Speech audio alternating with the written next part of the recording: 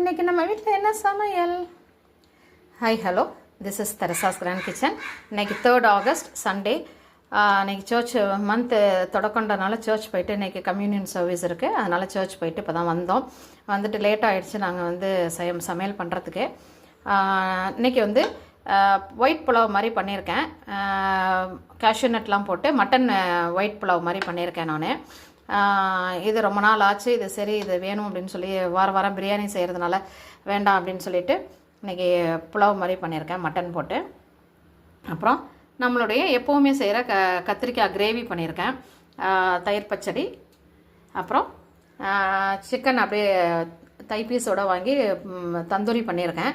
இன்னும் 2 இது தந்தூரியில் இருக்குது. சரி டைம் ஆகிடுச்சு, எங்கள் குட்டிமாவுக்கு வேறு ரொம்ப தூக்கம் வந்துருச்சு, அதனால் அழ ஆரம்பிச்சிட்டாங்க.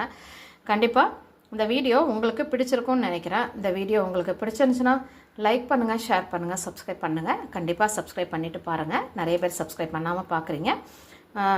நான் லாஸ்ட் வீக் போடலை, ஏன்னா கொஞ்சம் ஒர்க் இருந்தது. ஏன்னா ப்ளே ஸ்கூல் ஒர்க் இருந்தது, எனக்கு நான் என்கொயரி வந்துகிட்டு இருந்துச்சு, ப்ளே ஸ்கூல் என்கொயரி. அதனால் நான் அங்கே போயிட்டேன். அதனால் சரியாக சமைச்சு இது பண்ண முடியல, வெளியில் தான் வாங்கி சாப்பிட்டோம். அதனால் உங்களுக்கு நான் வீடியோ போட முடியல.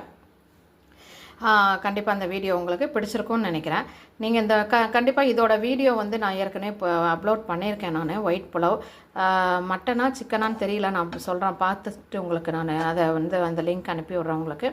கண்டிப்பாக அந்த வீடியோ இது வந்து நல்லாயிருக்கும், ரொம்ப சூப்பராக இருக்கும். இதுக்கு வந்து கேஷ்யூ நட்டு நீங்கள் இந்த மாதிரி ஃப்ரை பண்ணி போட்டிங்கன்னா, கீழே ஃப்ரை பண்ணி போட்டு செஞ்சிங்கன்னா ரொம்ப செம்மையாக இருக்கும். செஞ்சு பாருங்கள். நாளைக்கு இன்னொரு வீடியோவில் உங்களை நான் மீட் பண்ணுறேன். Until then, this is Teresa's Grand Kitchen. Teresa, bye. Happy weekend.